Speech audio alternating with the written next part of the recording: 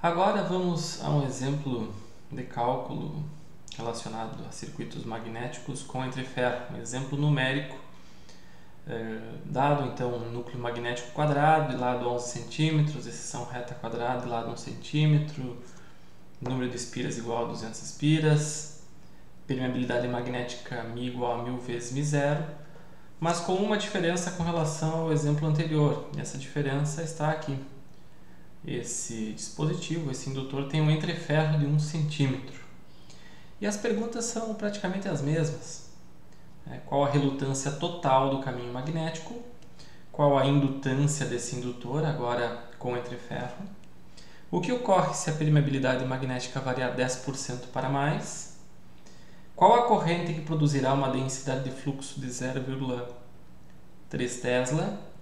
E aqui uma pergunta adicional: qual a permeabilidade efetiva?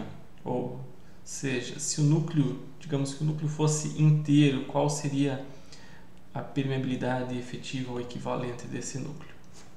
Então vamos começar com primeiro descrevendo como é esse dispositivo.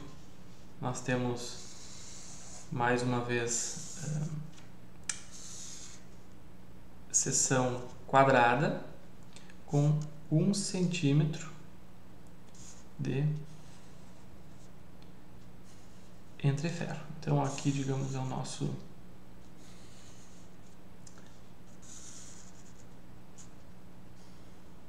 dispositivo magnético, e aqui tem então 1 centímetro com espaço com ar, um espaço não preenchido. Então essa é a ideia,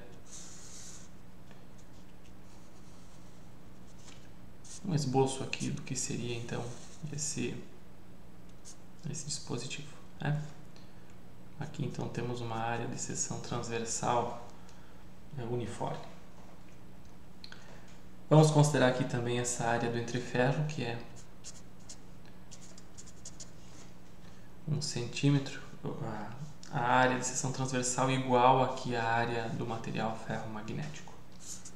Então vamos lá, aqui a nossa bobina com N igual a 200 espiras, e quando então circula uma corrente e nesse indutor surge um fluxo magnético orientado aqui nessa direção. Então, o circuito equivalente, o circuito magnético equivalente é um circuito que tem mais ou menos essa característica aqui. Tem uma relutância do material ferromagnético e uma relutância em série do entreferro. E aqui a força magnetomotriz, que é número de espiras vezes a corrente. Então, uma vez que circula corrente aqui, tem fluxo, e esse fluxo é limitado pelas relutâncias. Então, essa é uma descrição desse circuito magnético. Aqui surgem algumas perguntas, então. Quais são as dimensões utilizadas para fins de cálculo? Primeiro, comprimento do material ferromagnético.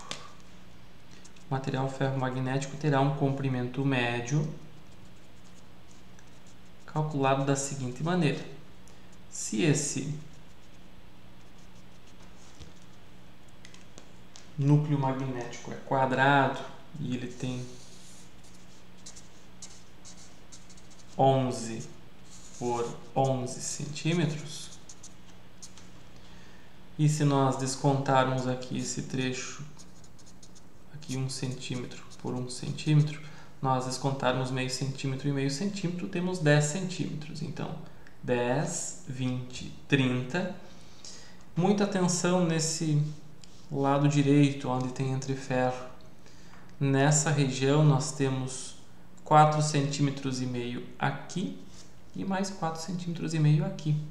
Então aqui, ao invés de 10 centímetros, nós temos 9 centímetros somente. Então é 0,1 metro mais 0,1 mais 0,1 mais 0,09. Então isso é igual a 0,39 metros, ou 39 centímetros. Então essa é a primeira diferença com relação ao exemplo anterior. No exemplo sem entreferro, são 40 centímetros, 0,4 metros aqui. Então o comprimento médio do material ferromagnético é 39 centímetros, ou 0,39 metros. O comprimento do entreferro precisa ser considerado para fins de cálculo da relutância do entreferro. Então, o comprimento do entreferro é 0,01 metro, 1 centímetro. Ainda, nós temos a área de seção transversal do material ferromagnético. A área de seção transversal aqui é 0,01 vezes 0,01, que é 10 na menos 4 metros quadrados. E aqui nós não vamos utilizar nenhum fator de escala, porque a área do entreferro muitas vezes é considerada como levemente maior, digamos 1,1, 1,2 vezes a área do material ferromagnético. Não vamos considerar isso. Então a área do entreferro é igual à área do material ferromagnético, para facilitar os cálculos, 10 na menos 4 metros quadrados. E então com isso nós temos todas as informações necessárias para cálculo da relutância total. A relutância total, vou chamar de RT, é igual à relutância do material magnético mais a relutância do entreferro. Então, começamos pela letra A, cálculo da relutância total do caminho magnético. R igual a comprimento sobre a permeabilidade vezes a área de seção transversal. Comprimento 0,39. Permeabilidade 1000 vezes μ0. Área de seção transversal 10 na menos 4. Então aqui 10 na menos 4 com 10 na 3 fica 10 na menos 1. Então se nós deslocarmos aqui 3,9, 10 na menos 1, nós simplificamos esses termos e então chegamos à nossa relutância do caminho magnético. 3,9 sobre μ0 ampere espira por Weber. Aqui precisamos calcular a relutância do entreferro. E essa vai ser uma das principais diferenças com relação ao caminho magnético, ao circuito magnético sem entreferro. Esse valor e o impacto dele na relutância total. Comprimento do entreferro sobre a permeabilidade, que é μ0, vezes a área de seção transversal do entreferro. Então, comprimento do entreferro, 10 na menos 2 metros, 0,01 metro, sobre μ0 vezes área de seção transversal 10 na menos 4. Então, simplificando aqui, fica 10 na menos 2 no denominador, o que resulta em 10 na 2, 10 ao quadrado no numerador. Então, a relutância do entreferro em ampere espira por Weber, mesmo sendo um entreferro de 1 centímetro, ela é mais do que 25 vezes maior do que a relutância de todo o caminho magnético. Então vejam a importância disso, a inclusão do entreferro e o impacto no valor da relutância total. Relutância total será então relutância do material magnético mais a relutância do entreferro, que na verdade é 3,9 sobre μ0 mais 100 sobre μ0, o que resulta então numa relutância total de 103,9 sobre μ0. Ampere espira por Weber. Então aqui um aumento significativo da relutância com a inclusão de um pequeno trecho sem material ferromagnético. Então, a importância da inclusão do entreferro e o impacto disso no valor total da relutância total. Então, calculando a relutância total, nós temos condições de calcular qual é a indutância. A indutância é número de espiras ao quadrado dividido pela relutância total. Número de espiras ao quadrado, 200 ao quadrado, dividido pela relutância total, 103,9 sobre μ0. Então, o valor da indutância, podemos aqui colocar 4 vezes 10 na 4, 4π vezes 10 na menos 7, sobre 103,9. Com isso, então, chegamos a um valor de indutância que é 0,4837 mA. Então, aqui também, comparado com o caso sem entreferro, a indutância era mais do que 12 mA. Aqui nós chegamos a um valor que é menos do que 0,5 mili. Então, aqui também é bem significativa essa mudança. O que é lógico, porque aumento da relutância magnética, aumento da dificuldade da passagem do campo magnético, implica em uma redução da indutância. Se produz menos fluxo para uma mesma corrente. Esse é o significado dessa redução da indutância. Então, temos o resultado da letra B. A letra C. O que ocorre se a permeabilidade magnética variar 10% para mais? Aqui um fator interessante. Precisamos recalcular a relutância do material ferromagnético. Então, recalculando a relutância, nós temos o seguinte: relutância é comprimento sobre a permeabilidade vezes a área. Se a permeabilidade variou 10% para mais, então nós teremos aqui um resultado que é 0,39, que nós já calculamos, sobre 1,1 μ0. Então, 0,39 sobre 1,1 vai levar aqui a um novo valor de relutância. O novo valor aqui de relutância do material ferromagnético é 3,54 sobre μ0. Aqui corrijam, por favor, aqui é 3,9 sobre 1,1. Então, o aumento da permeabilidade magnética, em 10%, faz com que a relutância do material agora seja essa, resultando em uma relutância total de 103,54. Então, 103,54 sobre μ0. Veja que 103,54, comparado com 103,9, apresenta, então, uma relação muito menor do que 10%. Quanto a isso, afinal? Recalculando a indutância, se nós recalcularmos a indutância N ao quadrado sobre relutância total, nós chegamos a um valor que é, aqui basta fazer 200 ao quadrado sobre esse valor, o valor é 0,4854 mA. Então, aqui fazendo a relação das indutâncias, a indutância L sobre a L com 10% a mais, nós temos 0,4837 dividido por 0,4854. Então, aqui nós chegamos a uma relação, ou fazendo o contrário, né?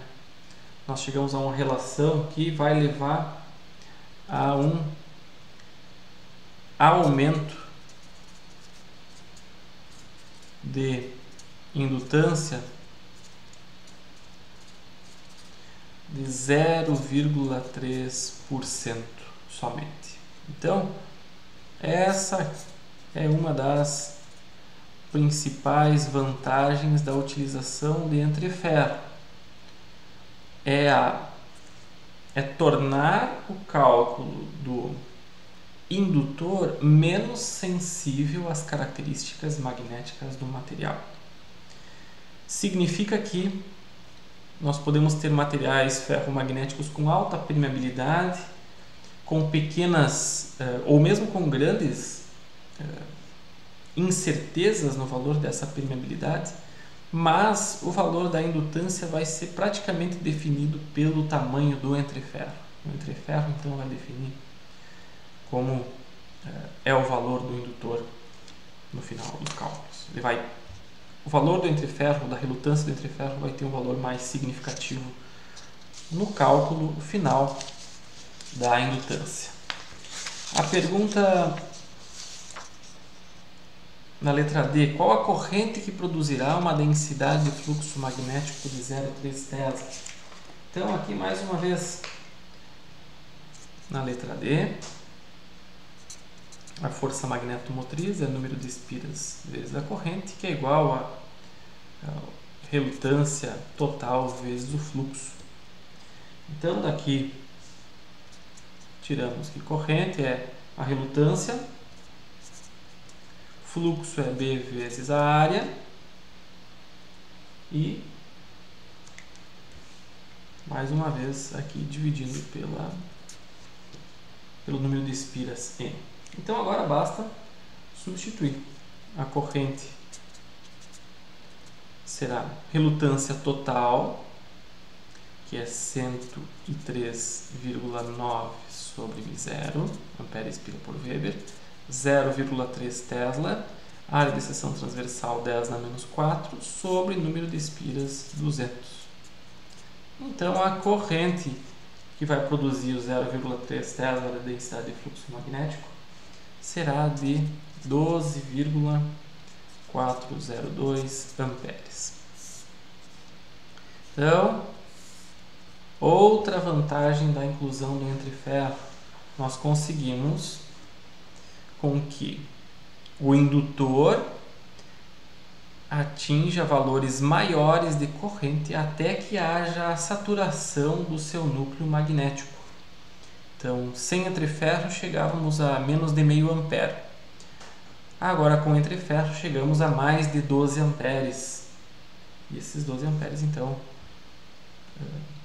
são a corrente total necessária para atingir o 0,3 Tesla no interior do dispositivo.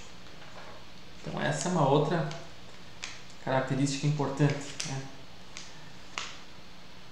E, então, dentre as vantagens de conseguirmos uma corrente maior sem que haja saturação, uma vantagem de forma que nós tornamos o projeto do indutor menos sensível à permeabilidade magnética do material, a desvantagem aparece aqui. A desvantagem é que a indutância é muito menor. Então, para fins de projeto, nós temos que ter um compromisso entre valor de indutância, corrente que vai circular, número de espiras, saturação. Então, em termos de projeto, esse é um projeto que envolve múltiplas variáveis. Nós podemos ter infinitas soluções de escolha de núcleos magnéticos, de número de espiras e tudo mais. Então, continuando, a letra E, qual a permeabilidade efetiva? Então, se fosse construído um material de núcleo único, qual seria a permeabilidade equivalente desse material? Então, quem seria Mi equivalente? Uma das coisas nós sabemos, as duas permeabilidades, né? Material, magnético. Mi é igual a 1000 vezes μ0. No entreferro, o Mi é igual a μ0. Então, é de se esperar que essa permeabilidade efetiva fique em um valor intermediário entre esse 1000 vezes μ0 e o μ0. De que forma nós calculamos isso? Bom, pensando em um material equivalente, seja um material equivalente com Mi igual a Mi efetivo, com comprimento médio de 0,4 metros e área de seção transversal 10 a menos 4 metros quadrados. Esse material equivalente, vou chamar de R e Q, ele apresentaria uma permeabilidade magnética de 0,4 sobre μ efetivo vezes 10 na menos 4. Então, um material inteiro cuja permeabilidade magnética nós não sabemos, teria, digamos, essa relutância magnética. Só que nós podemos fazer o seguinte, igualar isso que nós não conhecemos com a relutância que nós já calculamos para o material, uma relutância total, e conseguimos então, podemos isolar esse μ equivalente aqui para chegar na relutância equivalente. Então, igualando 0,4 sobre μ equivalente vezes 10 na menos 4, isso é igual a 103,9 sobre μ zero. Então, com isso, nós podemos isolar μ equivalente como sendo, se nós passarmos alguns termos dividindo e outros multiplicando, fica 0,4 sobre 103,9 vezes 10 na menos 4. E μ zero, então, passa multiplicando. Então, esse é o cálculo que tem que ser feito. E nós chegamos, então, ao μ equivalente, um μ efetivo, que é igual a 38,498 vezes μ zero. Então, essa seria, digamos assim, a permeabilidade equivalente ou efetiva desse núcleo magnético, que tem uma parte com material magnético 1000 vezes μ zero e a outra parte de entreferro com μ zero de permeabilidade. Então, fazendo uma análise do que seria isso em termos de curva BH, teríamos o seguinte: aqui no eixo vertical a densidade de fluxo magnético, no eixo horizontal a intensidade de campo magnético. O caso sem entreferro é o caso, digamos que tem 0,3 Tesla, que isso acontece com uma baixa corrente, menos do que meio ampere. Então nós teríamos algo assim, né? Isso nós já vimos. Então isso aqui, 1000 vezes μ zero. Um caso, digamos, que estivesse relacionado a uma permeabilidade só do espaço livre, teria μ zero aqui. Então demoraria muito para saturar. Nós conseguimos, com a escolha adequada da dimensão do comprimento do entreferro, chegar a um valor intermediário. Aqui não está em escala, mas se nós analisarmos simplesmente pela corrente, aqui menos de meio ampere já chegava em 0,3 Tesla, no caso sem entreferro. No caso com entreferro, nós precisamos de 12 amperes para chegar aqui. Então, esse seria o μ efetivo, ou μ equivalente, que é 38,498 μ zero. Então, chegamos a um valor intermediário. Fazendo a mesma análise de corrente ou de intensidade de campo magnético para essa situação, pensando num material equivalente, né, nós temos a seguinte situação. Vamos voltar aqui ao nosso circuito magnético. No circuito magnético construído, nós temos duas relutâncias. A relutância do material de ferro magnético, Re, e a relutância do entreferro. R, material magnético, Re para o entreferro. Como o fluxo é igual, e a relutância do entreferro é muito maior do que a relutância do material magnético, o que acontece é que a queda de tensão ou a queda de força magnetomotriz, para usar aqui o termo correto, né? Queda de tensão seria se fosse circuito elétrico. O circuito magnético é a queda de força magnetomotriz em amperes no entreferro é muito maior do que no material ferromagnético. Então, nós podemos pensar da seguinte maneira: se houvesse um material pleno com essa relutância total equivalente, nessa situação somente, nós teríamos um campo magnético, uma intensidade de campo magnético aqui, dado por H vezes L igual a relutância total vezes fluxo, ou também número de espiras vezes a corrente. E daqui nós podemos chegar a um valor de H, basta fazer aqui o cálculo da relutância vezes o fluxo.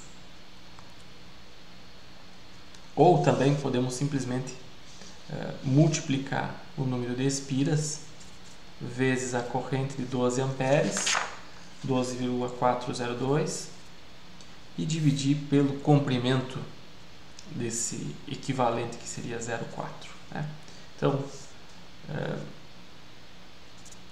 seria equivalente a termos uma intensidade de campo magnético aqui na ordem talvez aqui dos quilos, né? O valor dessa permeabilidade aqui pode ser calculado. Esse valor de permeabilidade aqui seria, o valor de intensidade de campo magnético seria 6.201,07 ampere por metro. Lógico que não é isso que acontece. Por quê? Porque o material magnético ele terá uma determinada queda de potencial de força magnetomotriz. Então, o entreferro serve como o principal local de queda da força magnetomotriz e o local onde a energia do indutor fica armazenada de maneira mais intensa. Se pudéssemos dividir entre a energia do indutor armazenada no material magnético ou no entreferro, poderíamos dizer o seguinte: a energia do indutor fica armazenada no entreferro e ela tem, digamos assim, pouco armazenamento de energia ao longo do material. Então a inclusão do entreferro faz com que se mude essa inclinação da curva, né? Tornando então, primeiro, voltando à consequência negativa, uma diminuição da indutância, mas como consequências positivas, a possibilidade então de termos uma corrente maior aplicada ao indutor sem que ele sature, e também tornando o projeto do indutor menos sensível a variações de permeabilidade magnética do material ferromagnético. Espero que vocês tenham compreendido esse raciocínio, essa ideia da inclusão do entreferro e o quanto isso impacta na questão do projeto do indutor. Mas algumas questões práticas são importantes. Por exemplo, coisas que eu não mencionei ainda, mas que são importantes: o fio não é ideal, o fio tem resistência, o fio produz perdas na forma de aquecimento, né? Perdas ômicas ao longo da sua extensão. Além disso, o número de espiras não pode ser qualquer. Por quê? Porque a espessura do fio multiplicada, a área de seção transversal do fio, multiplicada pelo número de espiras, dá uma ocupação dessa bobina. E essa ocupação não pode exceder essa área. Então, essa área de janela, como é chamada essa área interna, tem que ser sempre maior do que a área ocupada pela bobina. Então, são algumas questões práticas relacionadas a projeto de indutores que vocês devem considerar quando forem projetar algum dispositivo desse tipo. Então, a área de janela é importante, a escolha da dimensão da área de seção transversal do fio vai impactar no valor da resistência, né? E tem uma outra questão importante que é a seguinte: nem todo o fluxo magnético produzido por essa corrente passa e percorre todo o caminho. Parte desse fluxo magnético é disperso aqui em volta dessas espiras. Então essa dispersão também é um fator importante em termos práticos que vai afetar o cálculo, o projeto do indutor e também vai servir como uma redução no valor da indutância, porque na verdade estamos aumentando a relutância magnética do caminho total. Tá? Então são algumas questões práticas relacionadas a projeto de indutores e espero que vocês tenham compreendido como a inclusão no entre ferro afeta significativamente essa análise. E também, claro, quando for projetado, afeta também o projeto.